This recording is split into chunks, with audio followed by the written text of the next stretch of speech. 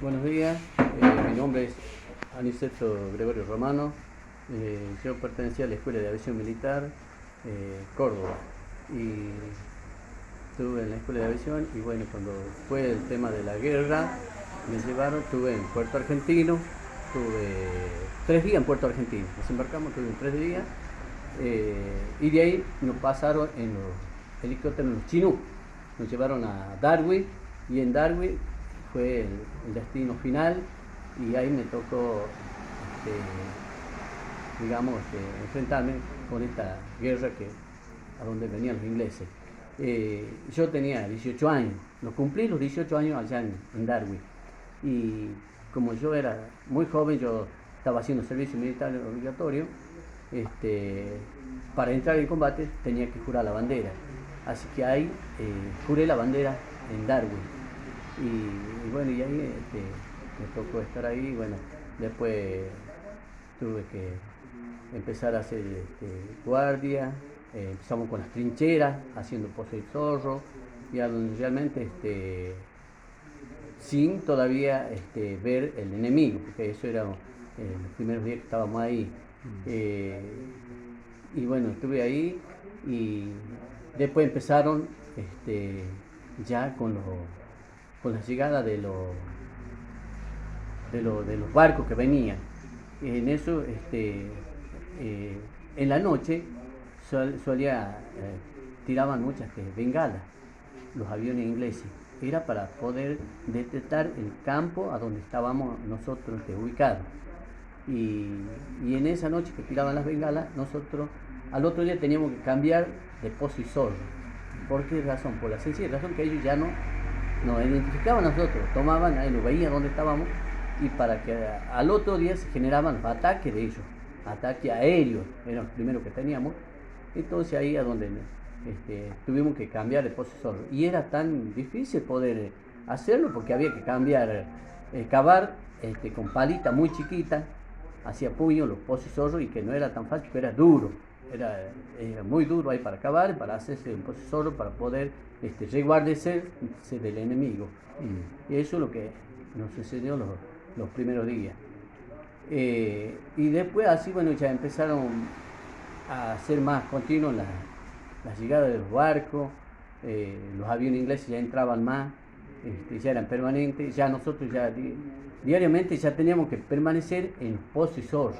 Ya no podíamos, porque primeramente hacíamos guardia, era como que nosotros entraba a las 8 de la mañana, salía a las 12, íbamos rotando.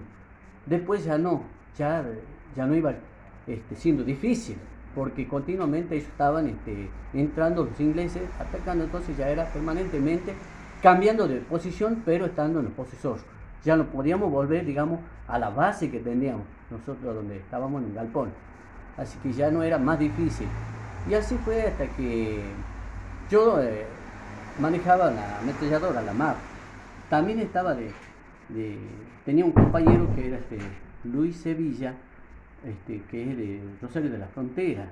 Yo soy de Rosario de la Frontera, provincia de Salta.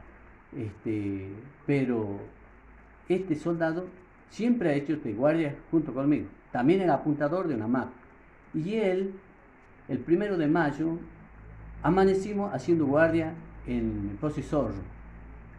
A las 8 de la mañana yo me retiro del pozo y zorro hacia la carpa, y él quedó en el pozo y zorro. En ese momento suena la alarma. Cuando suena la alarma, me vuelvo yo corriendo y me tiro hacia el pozo y zorro, me meto en eso. Ya veía que venía así de frente, venía un avión, un Sea Harrier, y nos venía disparando el Sea Harrier, venía tirando las cosas. Y entonces él empezó a disparar con la ametralladora, y se veían los impactos de la bala de la ametralladora en el avión, que pegaban así de frente del avión. Y el avión, como a 50 metros antes de llegar hacia el pozo zorro, se clavó de punta. Cayó ese avión. Y cuando cae, hizo la explosión y se levantó y pasó por sobre de nosotros. Y más atrás estaba la carpa, a donde estaban descansando los otros excombatientes. Y entonces ahí pasó y la agarró la carpa por arriba y la rascó. Se abrió todo eso. Algunos fueron alcanzado con las llamas, quemado algunas partes, pero la mayoría, gracias a Dios, se salvó, ¿ves? Y el avión cayó mucho más atrás. Ahí cayó el piloto, también como 40, 50 metros más allá cayó el piloto, un gringo grandote. Eso fue el 1 de mayo, que tuvimos pasar toda la mañana en el Pozo de Zorro, porque no se podía salir, porque estaba el campo, digamos, con las granadas que había caído, que tiró, estaban metidas, que nos reventaron, claro. Y no se podía, hasta que pudieron destetarlo un poquito y sacarla, para que recién podamos movilizarlo nosotros. Y con la expectativa de que podía haber otro ataque. Eso era el temor de nosotros, entonces seguíamos ahí. Esa era ¿cómo es? Pero ¿qué pasó después? A los pocos días, cuando se declaró la guerra, nos separan a nosotros, a Luis Sevilla de mí. También se va con el primer teniente Rossi. Y yo me voy con el primer teniente Bustillo a otra exposición más adelante, como 1 kilómetro más adelante. Y él se quedó con el primer teniente Rossi. Y en eso, él se quedó con el ametrallador. Y en ese momento, en esa mañana, se declaró el combate.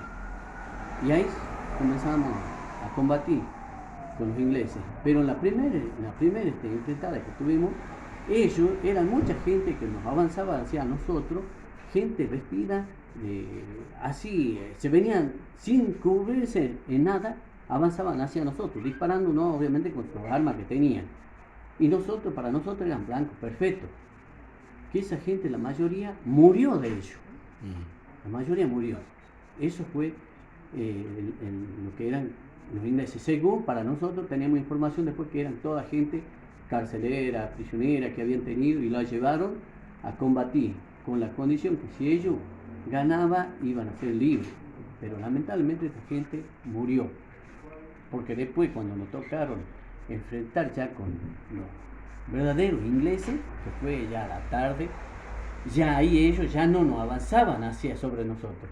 Ellos ya nos disparaban de, qué sé yo, como de 500 metros, 600 metros. Ahí recién nos disparaban ellos, ya se replegaban ellos. Esa fue la pelea que tuvimos con los ingleses. Perfecto.